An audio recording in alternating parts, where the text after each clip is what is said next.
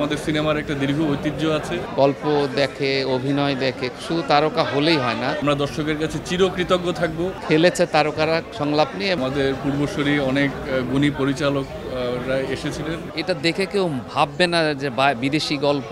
আমার কাছে মনে হয় যে সব ধরনের ছবি থাকা উচিত। খুবই ভালো লাগছে। উৎসবের তৃতীয় সপ্তাহ আজকে শেষ হতে যাচ্ছে, আগামী কাল থেকে চতুর্থ সপ্তাহে পা দিচ্ছে এবং দর্শকের দেশে এবং বিদেশে আমরা যেই অভাবনীয় সাড়া পেয়েছি সেটা আসলে আমরা দর্শকের কাছে চিরকৃতজ্ঞ থাকব এবং মানে এটা আসলে আমার অপ্রত্যাশিত, অভাবনীয়, আমি এতটুকুই বলতে পারি। এবং আমরা আশাবাদী যে আমাদের এই ছবিটা সামনে হয়তো আরও অনেক দর্শক দেখবেন।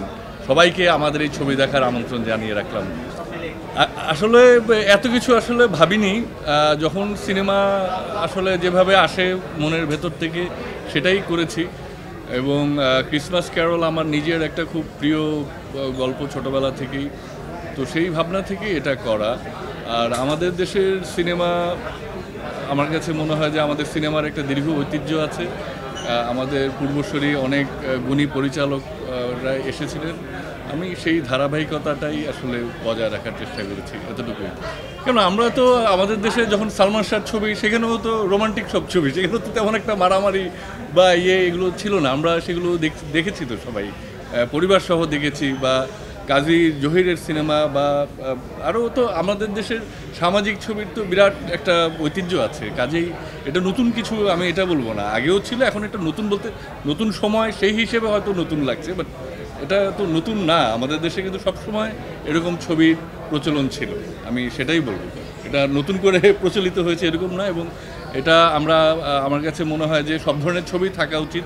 সেটা অ্যাকশন হবে, থ্রিলার হবে, আরও নানা রকমের ছবি হবে, সামাজিক ছবি, হাসির ছবি হবে, পারিবারিক ছবি হবে। তো ছবির তো কোনো আসলে নেই, বাধা নেই আর কি। সব ধরনের ছবি হোক, সকল ছবির প্রতি আমার শুভেচ্ছা এবং শুভকামনা রইল। না, আমি তো এবার তিনবার দেখলাম, 3 নম্বর দিন আজকে। বলার অবকাশই রাখে না যে দর্শকই তার রায় দিচ্ছে, আমার বলার আলাদা করে বলার দরকার নেই।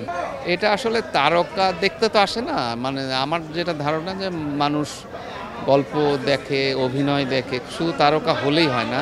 তারকারা তাদের দায়িত্বটা চমৎকারভাবে পালন করেছে, এটা আমি বলবো। এবং প্রত্যেকে চমৎকার অভিনয় করেছে, অসাধারণ সংলাপ। আমি নিজে সংলাপ লেখার মানুষ হিসেবে বলতে পারি যে এটা অসাধারণ সংলাপ। এবং সেই সংলাপগুলো তারকারা খেলেছে তারকারা সংলাপ নিয়ে, এবং সে কারণে দর্শকের অনেক ভালো লেগেছে, ইমোশনাল হয়েছে, কান্নার জায়গায় কান্না করেছে, হাসির জায়গায় হাসছে। এটা এই কারণেই আসলে সব মিলিয়ে জিনিসটা একটা ভালো জায়গায় গেছে।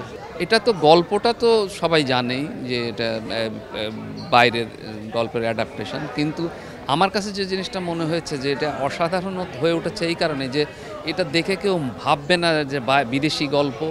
এটা একদম এইটাই হচ্ছে মুন্সিয়ানা চিত্রনাট্যের, এবং যারা লিখেছে যে তারা এইটা এত দেশীয় করে ফেলেছে এবং আমাদের কালচারের সঙ্গে, আমাদের মানে জীবনচারণের সঙ্গে, আমাদের দেশের ভূতের সঙ্গে সব মিলিয়ে এত ব্লেন্ড করেছে।